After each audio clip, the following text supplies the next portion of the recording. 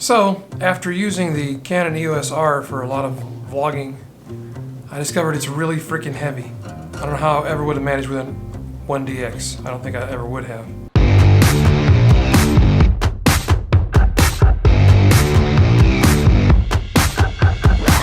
So I've switched back to the EOS M50 for my vlogging. It's good enough. It's 1080p. It's got the great Canon colors, got the great autofocus. It's light. It's like 1/3 the weight of the EOS R. Let's see how meta we can go with this. I'm going to show you my setup. This is how I do live at 5s. I got my iPhone 11 Pro Max with the SmartLav Plus lavalier mic, which I lost the fuzzy thing that goes on the end of it, but it still works. So I got that. Then I use the Rodecaster Pro for the audio portion and recording the podcast. I got my Logitech C920 webcam, which I use with Ecamm Live software on the Mac and Restream to put it on all the different platforms. And then documenting with the Canon EOS R using the Saramonic wireless mic system. We'll see how that works out. Isn't that camera a beauty? So this is what we call controlled chaos. And sitting up here is the Panasonic GH5, which is a great camera but doesn't get used very much anymore. Maybe I should sell it. Okay, morning is going well. It's 9 o'clock, time for a team meeting, which we're discussing highly secretive, diabolical plans for goodness. So, unfortunately, I can't take you into that meeting with me. But good things will happen, and you'll know them eventually. Someday it will be revealed. It's overly dramatic. I gotta go.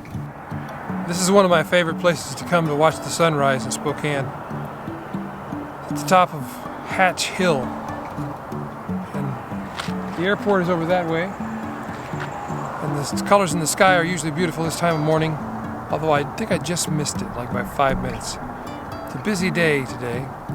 We're headed off to San Diego in a couple of days, and I've got a lot of work to do. I just came here to reflect and kind of be out in nature,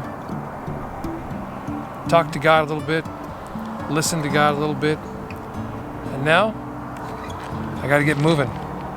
Lots to do.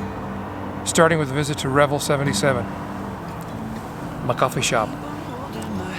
So let's go. Yep, it's going to be one busy day, and I love it that way. Isn't that better than boring? Who wants to be boring? Not this boy. You know, weeks like this, the intensely busy ones, where there's so many things to do, so many responsibilities, projects. I love all of it. I love all my projects. I love all my people that I work with. I enjoy my work tremendously. It's very fulfilling. I love my relationship with God, who I feel like is with me in my work. And yet, sometimes I feel the pressure. And I was talking with someone a few days ago who was under a lot of pressure as well. One of our team members, in fact. And I just thought, man, you know, it doesn't seem to me like you're under that much pressure. And then I realized we get better and better at handling pressure. As we advance in levels in our business and in our life, we are able to tolerate more and more pressure. In fact, one of the keys to success is how much uncomfortableness can you comfortably live with. It's true. It's weird, but it's true. And what for me now is a lot of pressure, before was seemingly impossible to bear. And I look back at the times in my life when I was super pressured, felt like I was going to crack under the pressure.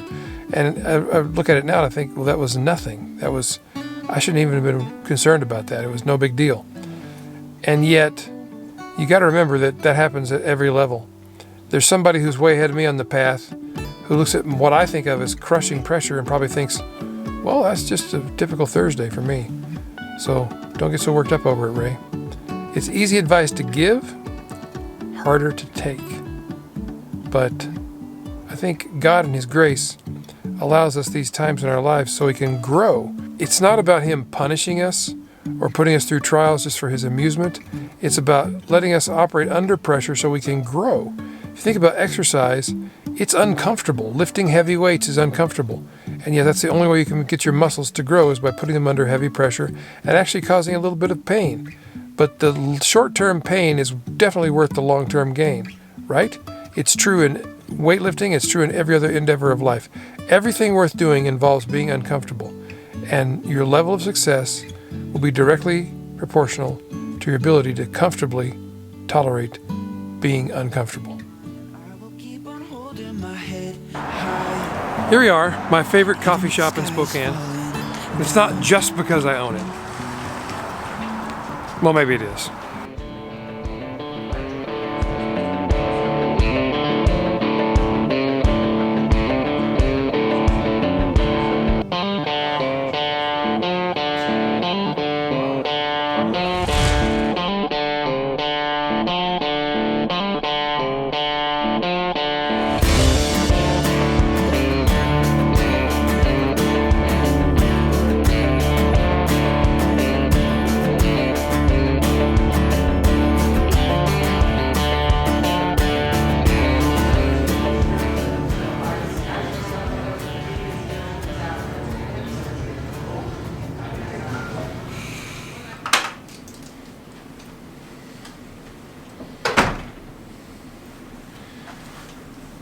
Meeting with the COO. It's a run and gun day. So many meetings, so many calls, so many responsibilities. So blessed. Now you can hear me. 1 second. You guys cannot come to this meeting. Sorry. Shh. Okay. Call with my Chief Operating Officer done. That was great. Tammy Hyatt, thank you. Now it's time for the $1 Million Miracle Mastermind call, which I'm going to get on. We had all the meetings going on. I had all the discussions with some people about a new program we're instituting. It was all good. And we had an email go out. I had one of my writers who wrote something that upset a lot of people. It was written in my voice. It went out without me checking it. So by the time it had escaped our outbox, it was too late for me to do anything about it except apologize, which I did. I could have kept silent. Probably would have spared ourselves the firestorm. Then the emails started coming in after I published the apology. 50-50. I mean, half the emails were in support of me and applauding me for apologizing and taking ownership of what happened, but which I just think was just the right thing to do. It wasn't anything super noble. It's just like, this is what you do when you've made a mistake. I should never have let anything go out with my name on it that I had not double-checked and signed off on as, yes, this is in my voice, this is my position, I'm willing to stand behind this, because I wasn't. And that's nobody's responsibility but my own. But the other half of the emails were very inflammatory. Some of them were downright nasty, mean-spirited. And the fact of the matter is, it was a good learning experience. As we scale up, as I become responsible for more things, for more people, and things get delegated, stuff like this is going to happen. But not, I mean, this will never happen again. I will never outsource my voice to anybody else and let something be sent out that I haven't read and approved. If my name's on it, I'm going to write it. So, hard lesson to learn, but needed it to happen. Glad it happened. Glad I took it on.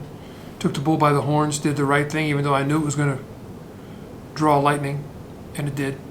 But the fact of the matter is, this too shall pass. We'll move on. We'll continue to serve people at the highest level possible, and that will always win the day. Excellence, hard work, and love always win. Love always wins. So even the people who wrote the hateful, angry emails, they're dealing with something. This just sparked it for them. I was an easy target. I'm a guy on the internet who's somewhat known by a certain number of people. They don't think about their email, their words impacting another human. I think about my words impacting other people.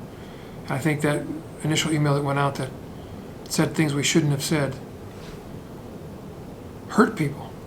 So I felt like I had to reach out and apologize for the hurt we caused, because I want to own that. So I guess the lesson is, you can see what the lesson is for me, obviously, as the entrepreneur. And for you as an entrepreneur, you got to be prepared, take ownership of what you're doing, and don't outsource your voice. I'm telling you, that's a lesson to learn from this. The other side of the lesson is, when you write something just that's filled with venom and anger and hatred to another human, there's actually another human on the other end that receives that. They actually feel it. It doesn't feel good. Some will watch this and say, well, you got what you deserved.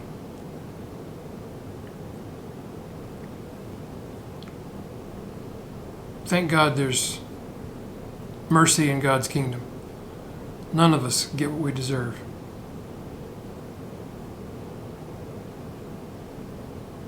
I thank God for that. So, basically, I'm still happy. I'm content. I did what I needed to do, and I will now move on. Because that's also what you do as an entrepreneur. You don't let things like this stop you. You got to ask yourself, where will I be with this in a week, in a month, in a year? In a year, it'll be an unpleasant memory. That's all. In a month, it'll be a lesson learned and an unpleasant memory. For the next week, it'll be not fun, but you do things and you reap consequences. Or you don't do things, like you don't read the email before it goes out. You reap the consequences. Okay, I'm a grown-up. I can accept that. And to all the people who wrote the hateful things to me, I bless you. I'm sorry you were hurt. Sorry you're angry. I hope you are able to work through that and get over it and move on. I do. Okay. I think we're done here for the day. I think I'm going to go home, be with my wife, my dogs, creatures who love me. Be comforted by that. And tomorrow is another day. I'll be back here in the captain's chair, good Lord willing. Captain Gridley back on the bridge.